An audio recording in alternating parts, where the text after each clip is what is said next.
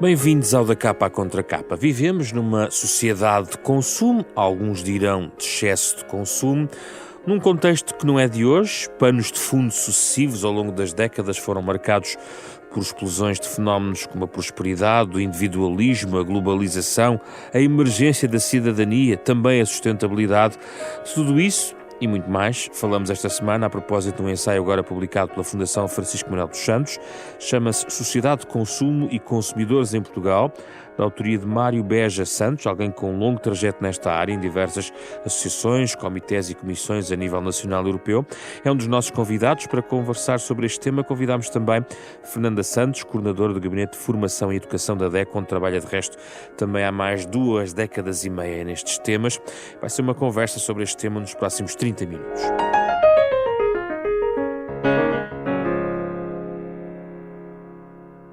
Obrigado pela vossa disponibilidade para vir aqui ao estúdio. Um grande prazer. Mário Beja Santos, começo por si. Logo no início, chama-nos a atenção para um equívoco. Uma coisa é política de consumidores, outra coisa é política de proteção de consumidores. Onde é que está a diferença? A diferença é abissal.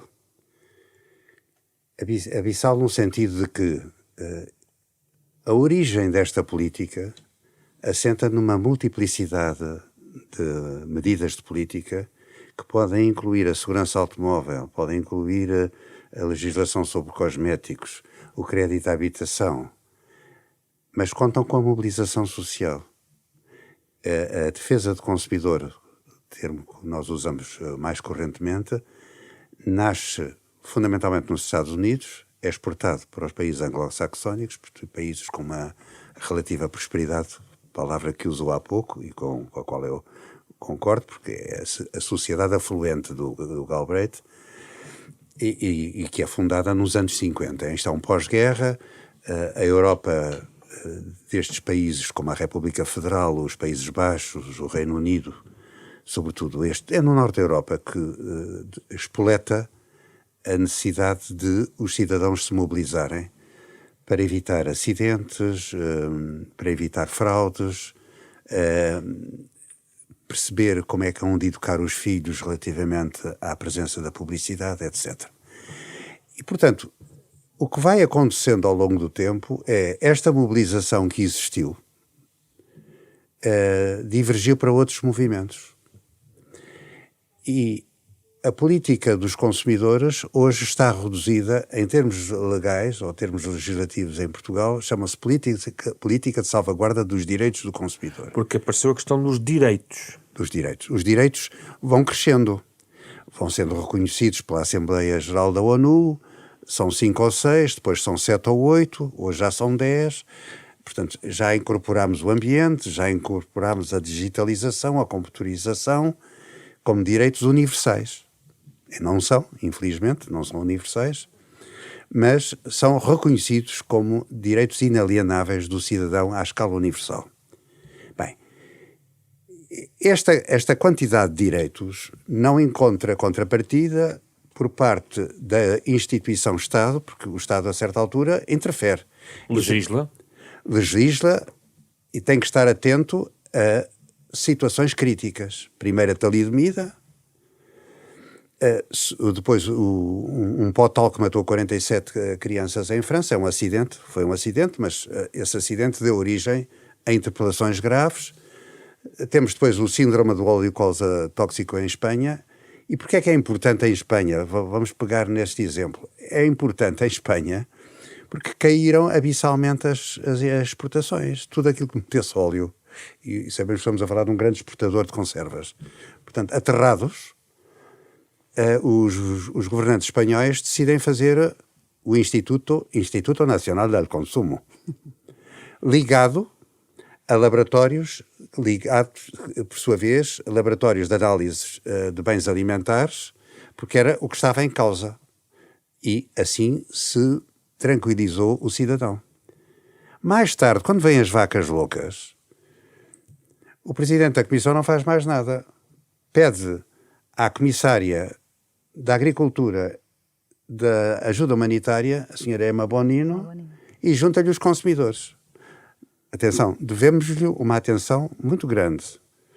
Toda a crítica que eu faço àquilo que se chama a política europeia dos consumidores ela faz o chamado decálogo dos consumidores sobre os serviços universais. Não são respeitados em Portugal relativamente aos CTT e outras coisas, mas existe... Mas o impulso das políticas tem muito a ver com desastres, problemas, situações problemas, que têm que ser resolvidos. Problemas. Agora, anulou-se aquilo que a própria, no caso europeu, que o próprio tratado contempla, que é a subsidiariedade. E, no entanto, temos governantes que tomaram medidas de relevo relativamente à subsidiariedade. Estou a falar do livro de reclamações, que alterou positivamente as relações entre os parceiros económicos, e estou a pensar nos serviços bancários, nos serviços mínimos na banca, que dignificou aqueles que parecia que não tinham direito a ter uma conta. Portanto, assim como nós não somos cidadãos sem o cartão de cidadão, o facto de termos uma conta, um NIB, é fundamental. Devemos isso a um membro do governo que era secretário de Estado do Comércio e dos Serviços e da Defesa do Consumidor. E que quero prevenir os nossos ouvintes que, de vez em quando, andamos com a concorrência.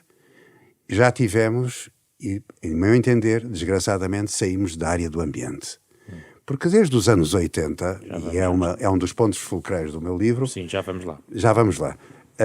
Passámos a ter ameaças ambientais globais e, nessa altura, os consumidores acomodaram-se ao que tinham. Mas antes de ir aí, e antes de passar aqui a Fernando Santos, ainda um pouco... Essa última frase tem muito a ver com aquilo que eu lhe perguntar, que tem a ver... há pouco usou a expressão mobilização. Sim. Isso quer dizer que houve uma cidadania no início? Houve. E ao longo dos tempos, como é que tem vogado essa cidadania? É muito simples. Quer dizer, nós tínhamos uma cidadania que passávamos. Tínhamos um movimento cooperativo de consumo forte. Morreu. Morreu pura e simplesmente. Hoje não há cooperativas de consumo. E tivemos um movimento cooperativo de cooperativas de consumo que era bastante interessante e sentia-se hipotecado.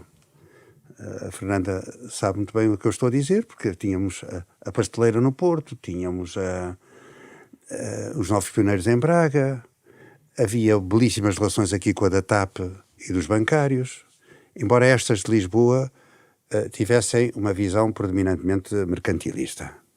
Mas não abjuravam. Porquê é que acabaram? Acabaram porque não conseguiram perceber a tempo que tinham que ter uma atitude como tem a Co-op no Reino Unido. Isto é, tem que entrar no mercado e, para além de vender bens, tem que vender o sonho da cidadania. É o que a Co-op faz. Eu vou à Co-op, a Londres, e posso receber folhetos e posso frequentar cursos, etc. Fernanda Santos, onde é que entrou a DECO neste movimento? Eu penso que a DECO é a expressão do movimento em Portugal.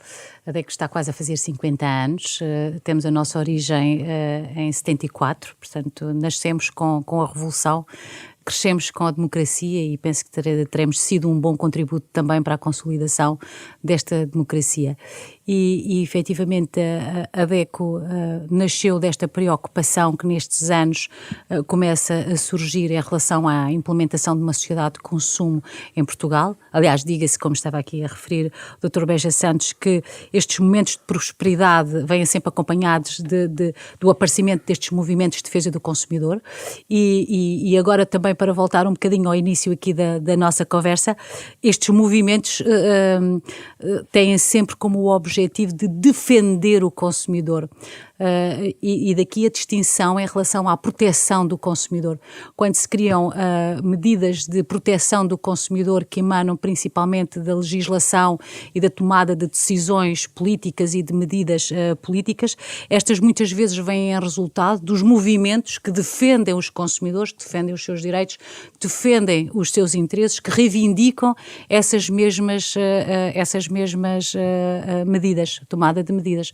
E daí haver de facto esta, não é uma dicotomia, mas haver esta distinção e tanto que a nossa associação, a DECO, se designa como Associação Portuguesa para a Defesa dos Consumidores.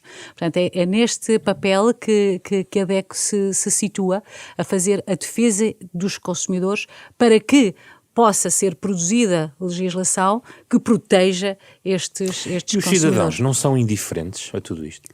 Indiferentes em que sentido? Só de certa forma entregam à regulação, à legislação que possa eventualmente defendê-los, entregam à ADECO eventualmente alguma dúvida? Penso que não, aliás, porque este movimento é de facto uma representação destes consumidores cidadãos e aquilo que há pouco estava a referir em relação à cidadania, penso que crescemos bastante neste reconhecimento de cidadania por parte dos portugueses e dos seus direitos, onde se incluem os direitos enquanto consumidores, e são de facto estes consumidores que, ao reconhecer estes direitos, a sentirem muitas vezes lesados nos mesmos, que nos dão a matéria-prima de trabalho, porque é através das reclamações que nos fazem chegar, através das informações que nos solicitam, que a ADECO faz uma grande parte do seu trabalho e que os representa na reivindicação de legislação ou de medidas que possam, de facto, proteger estes consumidores. Portanto, aquilo que nós consideramos com estes 50 anos de existência que, de facto, os portugueses estão cada vez melhor informados sobre os seus direitos, só que isoladamente muitas vezes não os conseguem exercer. E a força de uma associação organizada é que lhes permite dar voz para que, de facto, possa haver depois medidas para a sua proteção. Portanto, foi um caminho que se fez. Foi um caminho longo que se foi fazendo, mas que efetivamente me parece que nos dias de hoje podemos considerar que os consumidores portugueses são cidadãos muito bem informados sobre os seus direitos. É a sua opinião, Mário Beja Santos? Não. Infelizmente não. Eu concordo com os aspectos globais da exposição da Fernanda. Foi um movimento inicial das classes médias. Aliás, como é que nasce a ADECO? A ADECO nasce num período crítico. Eu vou trabalhar na Direção-Geral de Preços no ano de 1974 e, só que para lembrar aos ouvintes, sobretudo às pessoas da minha idade, os mais jovens não acreditam no que eu vou dizer, a inflação do primeiro trimestre de 1974 foi de 34%. Portanto, guardava-se gasolina nas banheiras, havia pancadaria nas gasolineiras, o governo à pressa constituiu um Conselho Nacional de Preços, alguém de boa fé se lembrou que era necessário uma associação de consumidores, foi o governo civil, mandou um carro para ir buscar estes senhores para irem à conservatória, para haver o reconhecimento da cidadania, era necessário. Começaram-se a tabular preços, numa tentativa que se revelou digamos, vã, embora haja uma ação desse período final do marcelismo para evitar toda esta expansão de preços. Chega a democracia e então sucede outra coisa. Sucede um controle de preços e a informação ao público. É assim que eu surjo e, historicamente, na minha cabeça ficou sempre uma reunião que envolvia margarinas. Margarinas? Margarinas. Uma empresa poderosíssima de margarinas. Sim. E eram vários carros, saíram uns senhores com uns dossiês volumosíssimos, deram uma explicação técnica e estava a representante da ADECO, que ouviu e que disse: se é verdade tudo quanto os senhores dizem sobre a evolução dos preços das matérias-primas e das novas tabelas de salários, pronto, nós aceitamos. Eu comecei a pensar, bem, há aqui qualquer coisa que não joga certo. Quer dizer, isto é como um ator que entra no palco e que diz assim: eu peço desculpa, aí na rua chamaram-me, acho que falta um ator aqui na peça do Rei Lear e eu tenho que chorar e tenho que rir. Os senhores digam-me qualquer coisa. Bem, eu estou a fazer um bocadinho de uma género de botada para dizer que este movimento nasce e, não se tendo dissolvido, os fundadores foram todos para a política.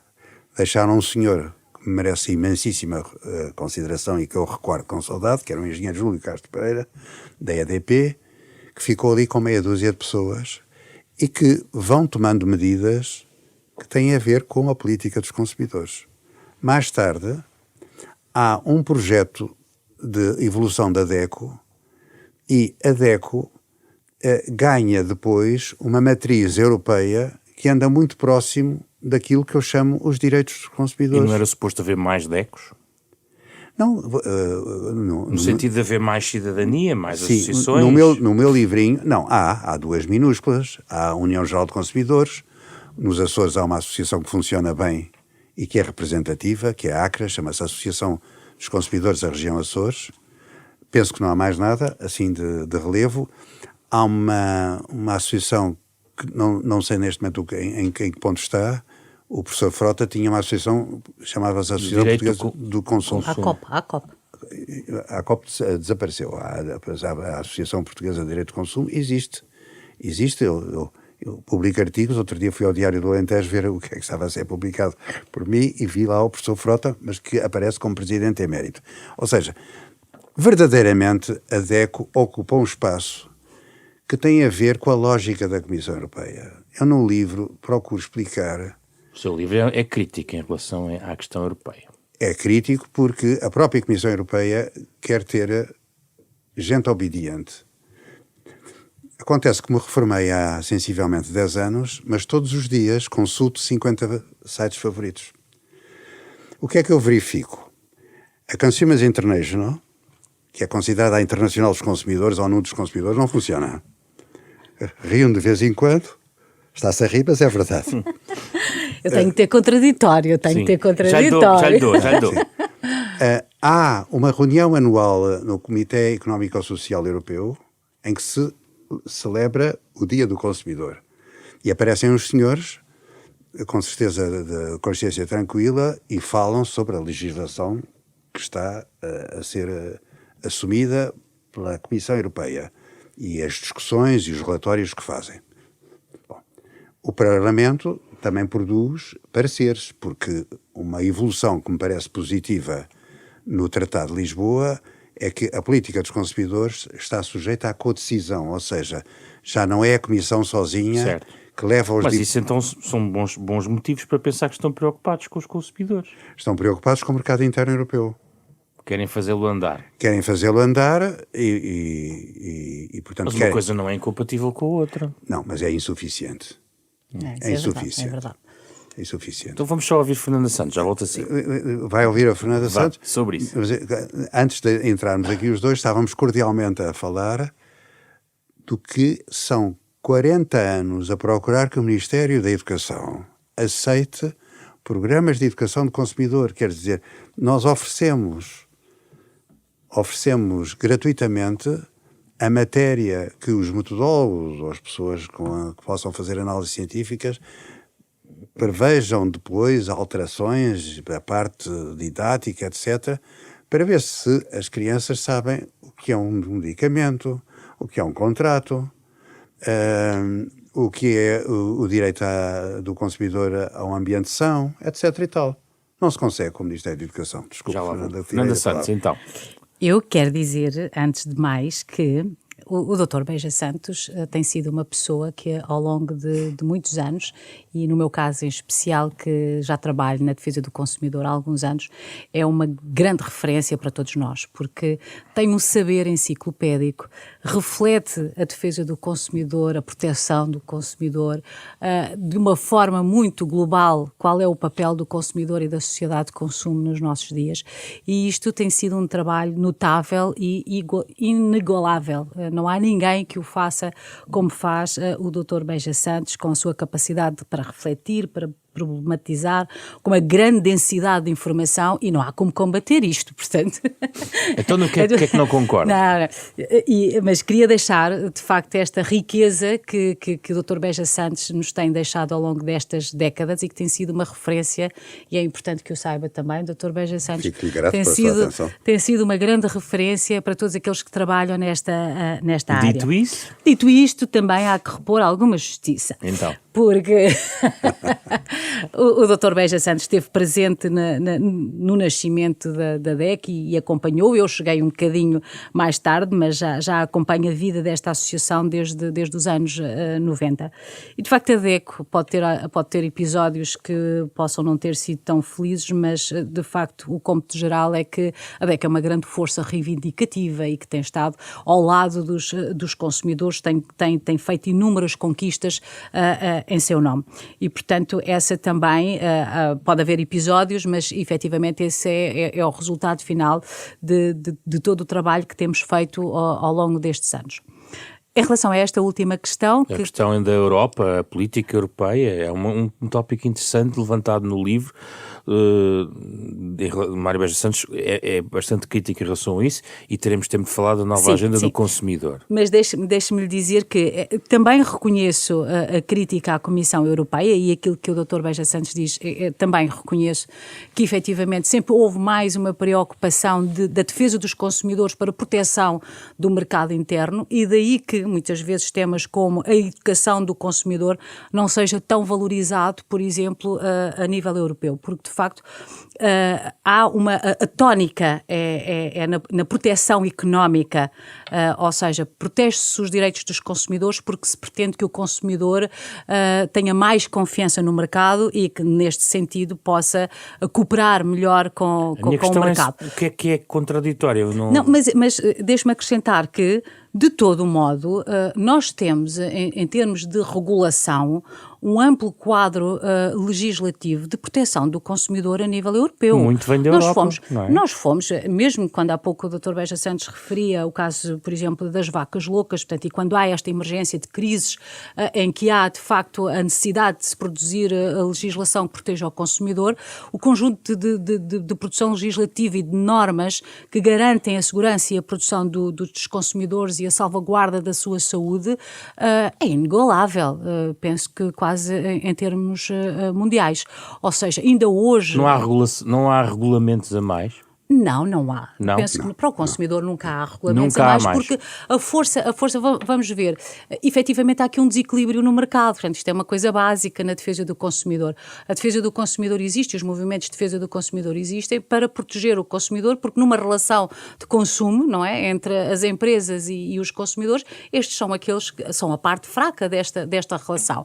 E, portanto, quer os movimentos de defesa do consumidor e mesmo as políticas se têm mobilizado, é claro, para, por um lado, defender a concorrência, mas para, de facto, proteger os consumidores. Portanto, não é demais que o cidadão fique no seu papel de consumidor protegido face a grandes poderes. E repare, hoje, por exemplo, com a digitalização, com questões que se colocam como a proteção dos nossos dados pessoais, o Big Data, a inteligência artificial, o que é que falta aqui? Falta, em grande parte, regulação e capacidade para regular, algo que já é com uma dimensão que ninguém consegue controlar. E, claramente, nos dias de hoje, por exemplo, o consumidor pode ter muitas vantagens no mundo digital e agora a pandemia bem nos deu esse exemplo do quanto era facilitador da nossa vida numa situação de pandemia, sim, mas traz consigo também, todas estas inovações tecnológicas, traz também consigo grandes problemas para o cidadão e para o consumidor,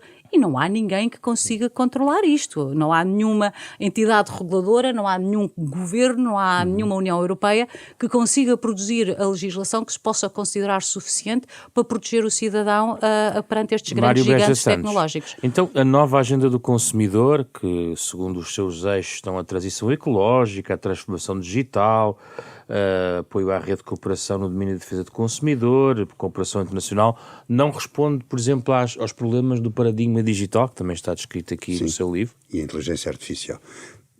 Não há condições. Vamos lá ver. Eu percebo a Comissão.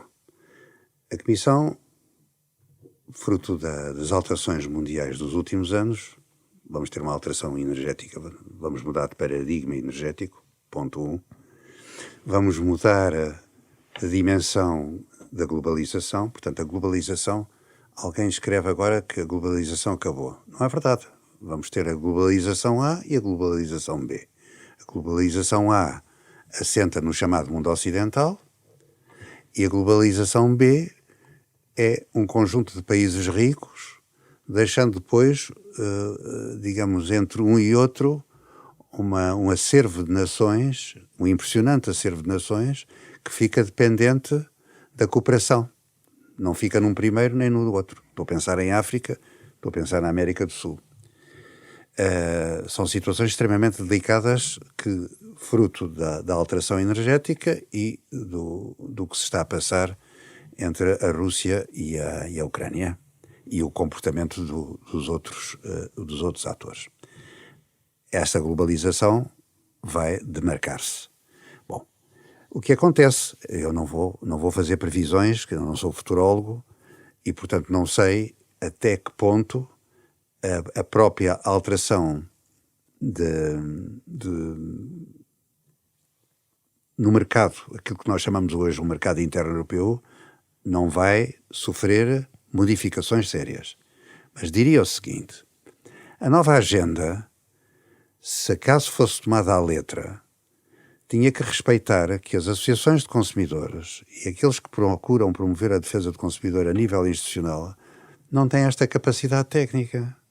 Quer dizer, nós não podemos fazer aquilo que faz um lobby. Por exemplo, a DECO faz parte de um lobby europeu chamado Bureau Européen des Unions de Consommateurs, BEUC. O BEUC o que é? É uma entidade de lobby e que joga um ping-pong com a Comissão e com o Parlamento e com o Comitê Económico e Social. Isto é, há uma legislação em estudo e a DECO pronuncia-se. Neste caso, desculpem, o BEUC. Bem, aqui é diferente, porque o BEUC tem angaria técnicos especializados. Ora, a DECO não tem capacidade de responder, a não ser que houvesse dinheiro e trazia-se dos institutos de investigação mentes prodigiosas que soubessem analisar e prospectivar o que interessa aos consumidores. Porque se nós agora fôssemos para a rua, vamos aqui à porta da estação dos caminhos de ferro e dizer assim: olha, o senhor, desculpa, para si, o que é que vai mudar na sua vida com a inteligência artificial? Porventura, aquilo que eu vivi, salvo erro, em 1986, quando fui, enquanto representante da Confederação Europeia dos Sindicatos, a uma conferência internacional sobre microeletrónica. Os sindicatos diziam: isto não é nada connosco. Como nas agências de viagens. Eu tive um irmão que trabalhou numa agência de viagens e um dia estamos a almoçar e ele diz assim: imagina a loucura que eu assisti. Veio um senhor dizer que a partir de agora se compram os bilhetes não nas agências de viagens, mas através do computador. Oh Mário, isto não é um disparate? Bom, portanto, eu neste momento não sei, não faço futurologia sobre estas grandes alterações. Sei que a nova agenda ou é um flop, ou é uma promessa, ou condiz. Porque se não condizer, por exemplo, a Fernanda falou aqui, nas vacas loucas tomaram-se medidas, sempre a favor do consumidor. Mas é criada uma agência europeia que está a funcionar em Parma, da segurança alimentar, e que se dizia que tinha representações dos consumidores. Não tem. Mandam para as associações os diplomas. Na administração não há ninguém. Eles falavam que iam pôr na administração. Ou seja, o consumidor é muito importante quando é preciso sossegar o eleitor. Acontece a desgraça, a gente sossega o eleitor. Também é verdade. Como? É verdade. Sossega o eleitor. Depois, na prática, não se ajuda, não se contribui para capacitar. Porque não se toma em conta a mais-valia que é ter um cidadão capaz. É claro que isto, traz uma questão incómoda. Até que ponto esta profissionalização afasta? Não afasta a mobilização. Afasta a mobilização se os cidadãos não interferirem diretamente e não forem implicados neste processo. E isso, em meu entender, é uma tragédia que está a envolver, de um modo geral, as associações de consumidores. Fernanda Santos, o que é o consumidor português? O consumidor em Portugal, hoje em dia? Isso é uma pergunta muito difícil. Diria pode olhar para trás e perceber o que foi mudando nesta característica do consumidor. Eu começaria por agarrar as palavras do John Kennedy, quando em 1962 disse: somos todos consumidores. Portanto, ou seja, todos os portugueses são consumidores. Agora, há perfis muito diferentes entre os consumidores, mas aquilo que aqui pode interessar para a nossa discussão é que, de facto, os consumidores portugueses têm vindo a alterar os seus comportamentos, são cada vez mais conhecedores dos seus direitos, estão cada vez mais atentos e estão cada vez mais alerta para práticas que são lesivas dos seus interesses e dos seus direitos. Efetivamente, o diálogo que temos com os consumidores, o trabalho que fazemos com os consumidores, podemos fazer esta avaliação muito generalista. Mas também são consumidores que enfrentam grandes desafios.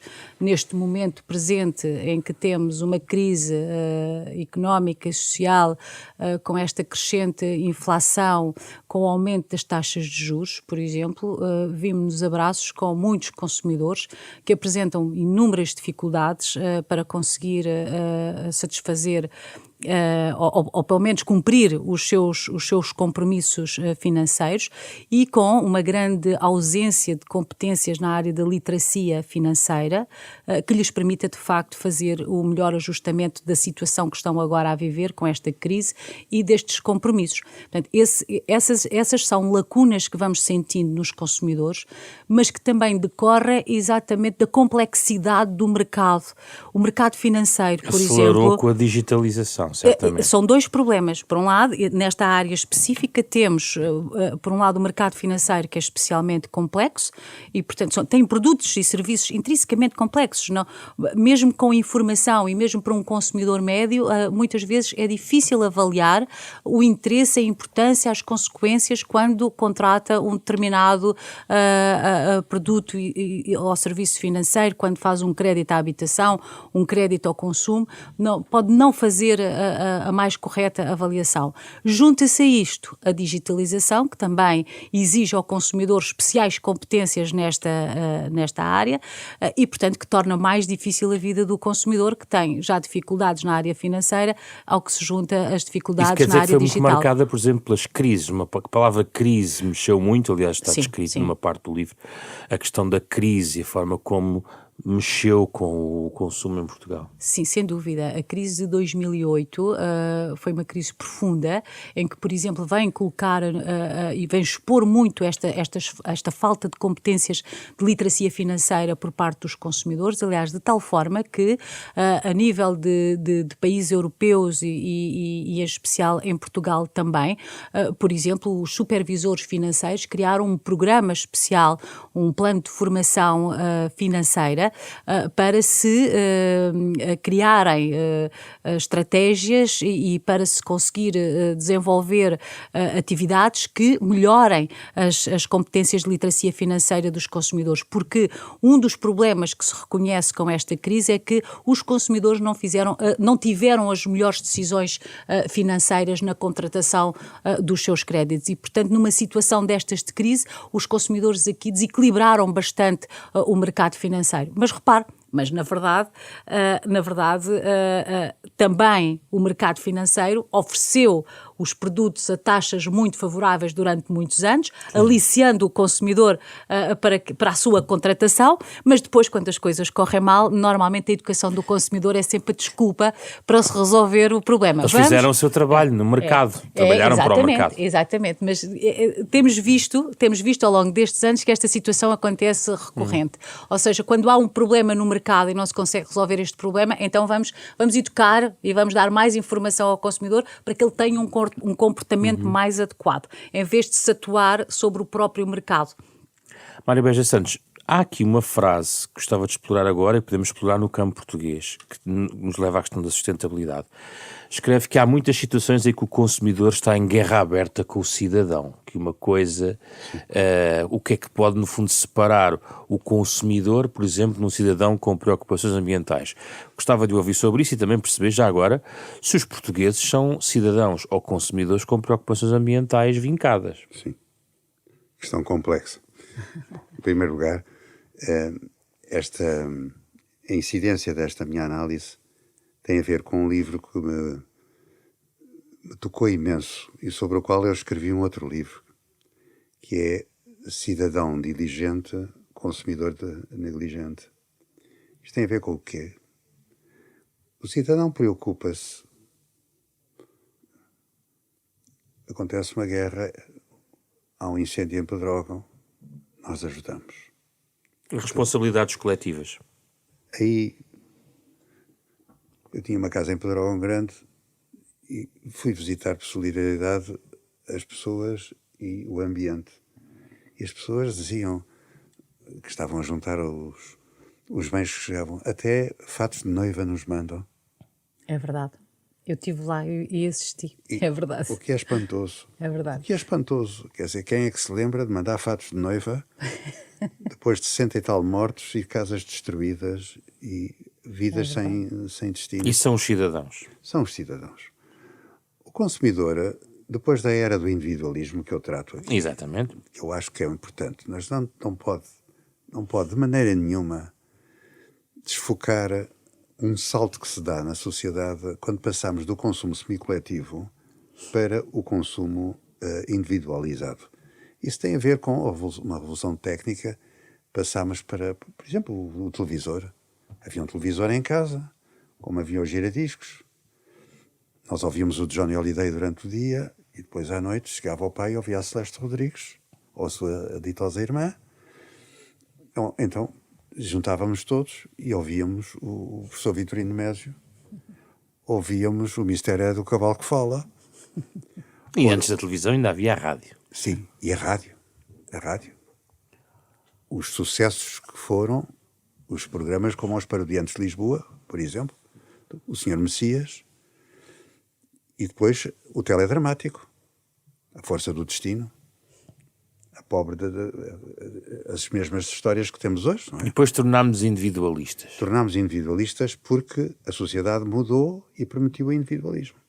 Isso mantém-se até agora. Não, agora é o hiperindividualismo, que é montado pela sociedade, porque vivemos... Há um sociólogo chamado Zygmunt Bauman, já falecido, com quase 100 anos, era um senhor polaco que trabalhou em Londres e naturalizou-se inglês, teve um livro chamado A Modernidade Líquida. Um exemplo da modernidade líquida: eu quero falar com uma instituição e ouço do lado de lá: o seu telefonema é muito importante, vai ser gravado para a qualidade. E depois, 10 minutos a ouvir música e depois lamentamos, mas a sua chamada não pode ser neste momento. Bom, isto é um dos processos. O segundo é apresentarmos uma reclamação e não temos resposta. E a resposta vem mais tarde, fruto da pandemia, os serviços alteraram-se, etc. O que é verdade, em alguns casos. Se tudo mudou, a começar... Mas como é que o cidadão convive com esse consumidor? Como é que se cruzam esses dois mundos? Nada, são duas coisas diferentes. Quer dizer, o consumidor é camaleónico. Eu entro no supermercado e vou à procura se existe um determinado queijo que é um produto da casa. E o produto da casa antigamente chamava-se produtos brancos. Agora são produtos de marca distribuidora. Então, se eu tiver uma preocupação como cidadão ambiental e fizer levar isso aos meus padrões de consumo? Não posso, porque eu tenho a creche para pagar, tenho o colégio do filho, tenho Mas não vê aí uma tendência de maior preocupação num consumo sustentável dessa forma? A pessoa está à espera de regras. Como vai acontecer com o ambiente? Se não se alterar o panorama civilizacional e a relação organizativa entre ambientalistas e consumidores, vai ser sempre o Estado a tomar as medidas. A reciclagem do plástico vai ser assim. É a autarquia que põe separa os lixos. Isso é o paradigma que vem dos anos 80 e 90. Sim, mas que está instituído porque nós não queremos que nos venham ao bolso. Já basta o IMI, já basta isto dos resíduos. Estão a fazer pouco de mim, quer dizer, mais uma taxa, mais um imposto. Porque a solidariedade é uma coisa bonita quando nós temos uma lágrima. Então está a dizer que nunca passaríamos para passar a usar sacos sem ser de plástico se não tivessem taxado os sacos de plástico? Não tenha dúvidas. Não tenha dúvidas. Não tenho dúvida nenhuma. Também não. Não tenho. Sim. Eu assisti, achei muito interessante, porque eu recordo-me perfeitamente, no fim de semana, em que fui às compras, logo a seguir à promulgação da lei e que começou a ser aplicada pelos supermercados. E, portanto, já ando nisto há muitos anos e a conversa do consumo mais sustentável, de termos que levar os sacos de casa reutilizáveis, foi sempre uma conversa que fizemos, mas que resultou muito pouco. E, portanto, eu recordo-me de vivenciar isto e de pensar, naquele primeiro fim de semana, eu comecei a ver pessoas com sacos no supermercado que tinham levado de casa e nunca tinha visto, claro, salvo algumas exceções, mas como comportamento mobilizador, efetivamente o consumidor, quando paga, muda o seu comportamento. Então a sustentabilidade não muda nada, não mudou nada. Começa a mudar, mas deixa-me também, já agora para acrescentar e um bocadinho corroborar aqui a opinião do Dr. Beja Santos, que de facto há aqui uma dicotomia entre o cidadão e o consumidor. Todos nós queremos ser sustentáveis, não há dúvida nenhuma, porque nós todos reconhecemos que há uma crise climática que é preciso fazer alguma coisa, mas estamos sempre à espera que também que seja o outro, não somos nós próprios, não é?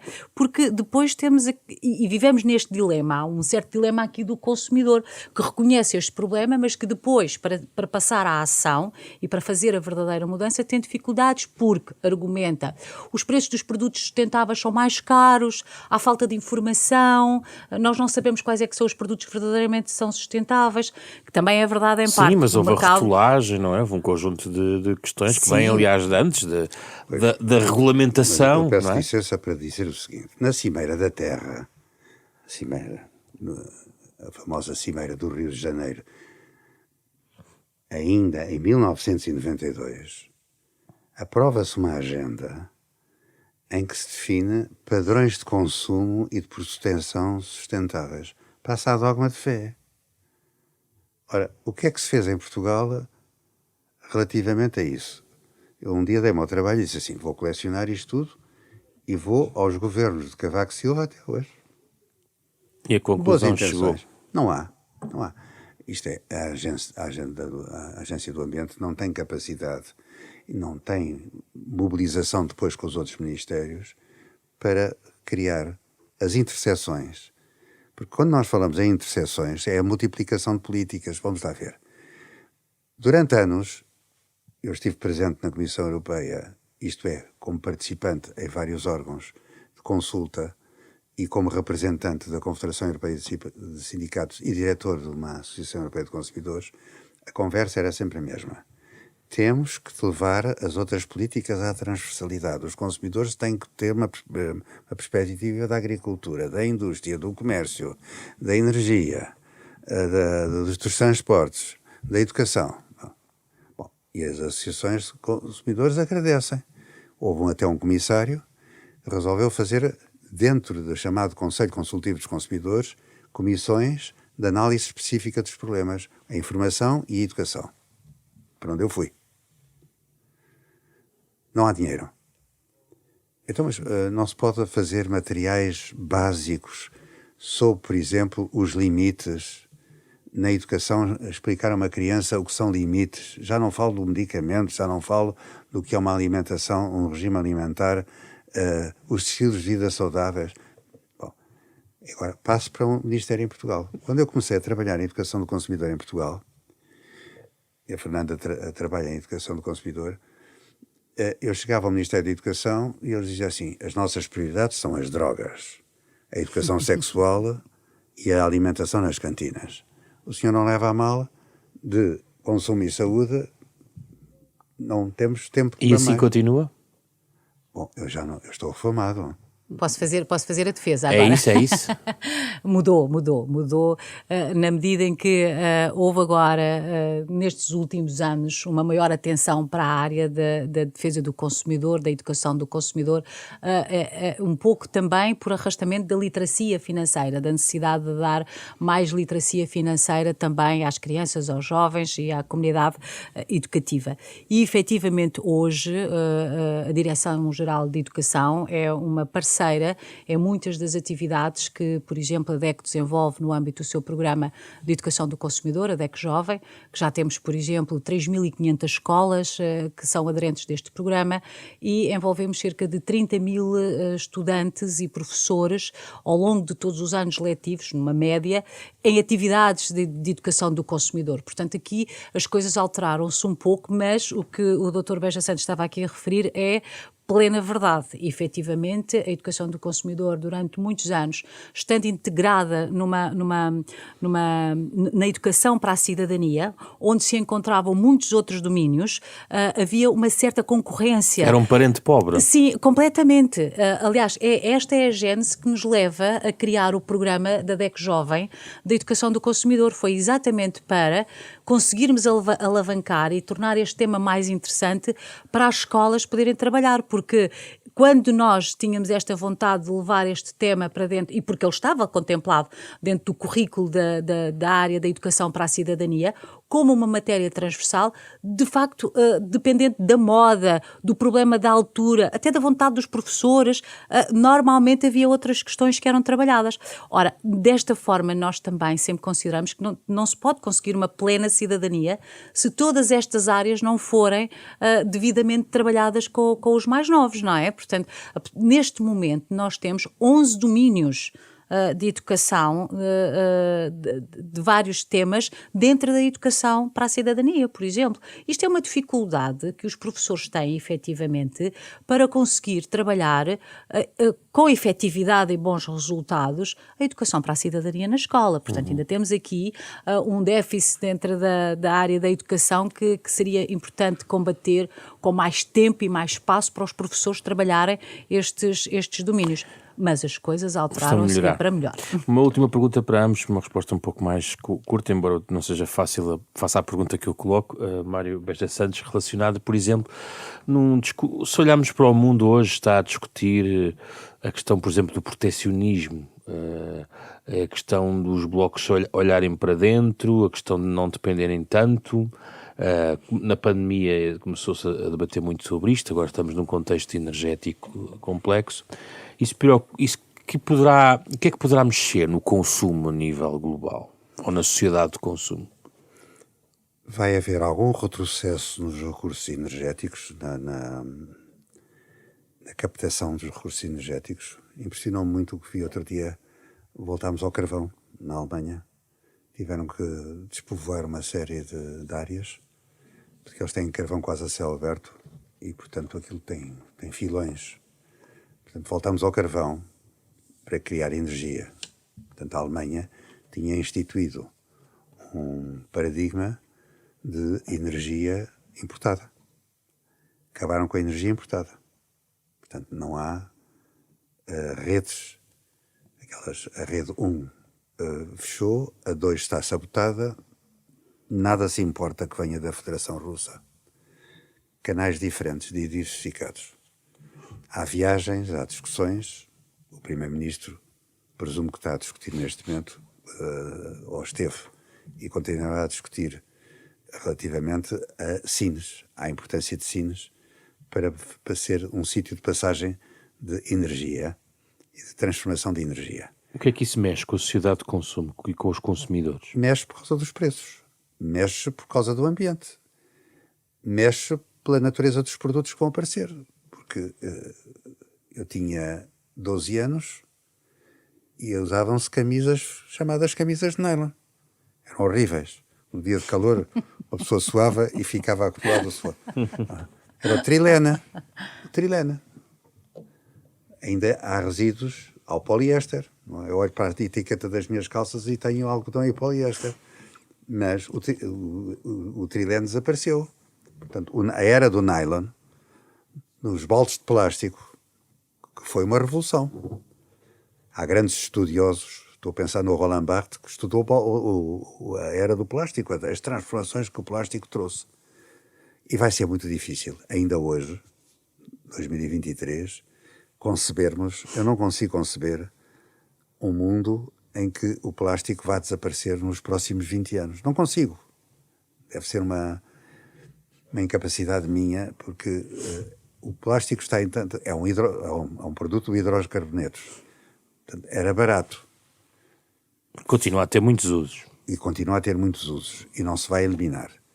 Bom, portanto, quando fala em protecionismo, sim, vão-se tomar medidas protecionistas. Bom, os Estados Unidos sempre protegeram a sua agricultura.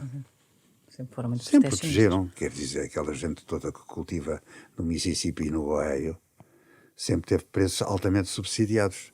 Embora eles depois, nas reuniões, façam aquela figura de dama ofendida de porque é que nós protegemos e temos uma política agrícola comum que está muito mitigada face ao que foi. Agora, as pessoas esquecem-se do processo histórico. Quer dizer, como eu digo no meu livrinho, não está desenvolvido, há aqui uma atitude civilizacional. A Europa estava destruída, tivemos apoios, mas era preciso pôr as pessoas a trabalhar, a construir habitação e a combater a falta de produtos. Portanto, desenvolveu-se. O pai da defesa do consumidor na Europa era um senhor chamado Sico Mansholt, é o pai da Europa Verde. Foi altamente criticado. O que ele quer é tratores, o que ele quer é grandes superfícies. Vamos ter aí as grandes empresas, as multinacionais, com a beterraba, e tivemos. E tivemos os preços muito baixos na alimentação. Não gastávamos na defesa, não é? Tínhamos o chapéu de chuva norte-americano. Sim. Agora, cada um de nós responsabiliza-se em 2%. Mal de nós, se este ano... Se conseguir. Não, nem vamos ter, nem coisa parecida. Portanto, tudo isto é complexo, mas é a sua última questão, portanto já não tenho direito à palavra. Mas tem, que diga. Não, a questão é grave, porque se eu não verificar, como não verifico, uma postura diferente dos ambientalistas e das associações de consumidores, nada feito, fica tudo igual, está tudo acomodado. Eu ouço falar depois no senhor da Zero, a senhora da Quercus, etc. E é sempre o recurso hídrico, é sempre a água poluída, é sempre o ruído e o que anda no ar. Não tem esta preocupação na sua agenda, é isso? Não, eles vêm da natureza até ao mercado. E as associações de consumidores é do mercado até à minha mesa. Isto não pode continuar assim. Como é que devia ser esse paradigma, então? Não, estes senhores têm que fazer uma aliança, há uma reconciliação. Enquanto não a fizerem, vai ser difícil. Estava eu, como representante de uma associação de consumidores, e apareceu um comissário, que era o comissário da saúde e dos consumidores. Se o ouvinte está a acompanhar isto desde o princípio, andámos na concorrência, andámos em tudo e mais alguma coisa. E o senhor comissário da saúde chamava-se David Byrne, é o nome de um cantor, mas este senhor era David Byrne. Perguntou se estávamos de acordo em fazermos um plano que juntasse a saúde e o ambiente, e a defesa do consumidor. Caiu o Carmo e a Trindade, porque estão constituídos os lobbies, era o que faltava. Fernanda Santos, a minha pergunta era outra, mas já agora este ponto é muito importante. Há a possibilidade de maior interação e união de esforços entre o lado de defesa do consumidor e do ambiente em Portugal? Sem dúvida, já acontece. Há cada vez mais um trabalho conjunto entre estas duas áreas que são hoje tão importantes na vida de todos nós, e cada vez mais as associações de defesa do consumidor não estão só encerradas com preocupações de mercado, mas sabemos que a ação dos consumidores no mercado tem uma profunda repercussão em termos ambientais e, portanto, os consumidores também começam a ter essa percepção. E o trabalho que temos feito com muitas associações de ambientalistas é exatamente nesta convergência de trabalharmos conjuntamente para que se perceba que enquanto consumidores temos que mudar o nosso comportamento e muitas destas associações que nós temos a trabalhar em Portugal, em especial a Zero, a Quercus, que têm uma maior visibilidade e por acaso são daquelas associações com quem nós trabalhamos mais. Por exemplo, tivemos agora recentemente, e foi muito recente, eu Beja Santos, porque esse elemento que nos traz é também muito, muito real. Mas, por exemplo, o ano passado, conjuntamente, fizemos uma reivindicação de que o direito à proteção do ambiente fosse incluído, por exemplo, na lei de defesa do consumidor que nós temos em Portugal. Porque, efetivamente, se nós queremos que os consumidores tenham uma prática de um consumo mais sustentável, nós temos que reivindicar este direito a que, por exemplo, existam no mercado produtos que não tenham uma obsolescência precoce, que tenham uma maior durabilidade, que tenham maior reparabilidade e, portanto, reivindicamos conjuntamente com a Zero, nomeadamente, que o direito ao ambiente e ao consumo sustentável fosse consagrado como um direito dos consumidores. A minha pergunta era sobre os média, a publicidade e a sociedade de consumo. Pergunto já falámos aqui um pouco de literacia, a necessidade de aprofundar a literacia mediática também é algo que também está a ser tentado ou aprofundado. O que é que acha que os média poderiam fazer que não estão a fazer, ou poderiam ser, enfim, motivados a fazer ou apoiados para fazer em matéria de consumo? Efetivamente podiam fazer muito mais. Existem ainda muitos poucos programas que na comunicação social em geral, que apoie o consumidor, que dê mais informação ao consumidor, aliás, como está consagrado na Lei de Defesa do Consumidor. Mas ninguém respeita. Ninguém respeita, é verdade. Mas também já temos mudado. O Dr. Beja Santos, penso que, aliás, é pioneiro, fez dos primeiros programas de defesa do consumidor uma altura em que Portugal. havia independência e não havia... O gato por lebre, não foi? Não, o gato por lebre é vosso. Eu fiz, mas o doutor também participou, não participou? Eu fiz 10 milhões de consumidores e fiz o Comicala. Okay. E tive surpresas muito grandes, que aliás tiveram impacto. Eu nunca me esqueço. Fiz um programa fez um teste a detergentes e descobriu-se que o Presto era um produto altamente corrosivo. E havia uma cooperativa de consumo em Campo de Ourique chamada Copaco. Eu fui para lá, pedi licença para entrevistar pessoas, e entrevisto uma senhora que me disse: ele estraga as mãos, mas eu gosto. E eu nunca esqueci esta frase, porque tem a ver com algumas das perguntas que me fez, o paradoxo do comportamental, isto é, o ser que anda à procura das oportunidades e o ser que, a outro nível, acha que os outros estão a agir mal. Há uma pouca vergonha. Ele não está na pouca vergonha. E arrematar, só para arrematar. Mas deixa-me ainda acrescentar também, para ser justa, que apesar de não haver tantos quantos seriam desejáveis programas específicos sobre estas matérias de defesa do consumidor, a comunicação social tem sido uma grande aliada na defesa do consumidor, porque dá muito eco a muitas das preocupações e a muitas das reclamações dos consumidores, e no nosso caso em especial, sempre que temos alguma informação, alguma denúncia, a comunicação dá uma ampla cobertura, o que permite de alguma forma contribuir também para uma melhor informação e defesa do consumidor. Sem dúvida, portanto, tem sido uma grande aliada nessa matéria.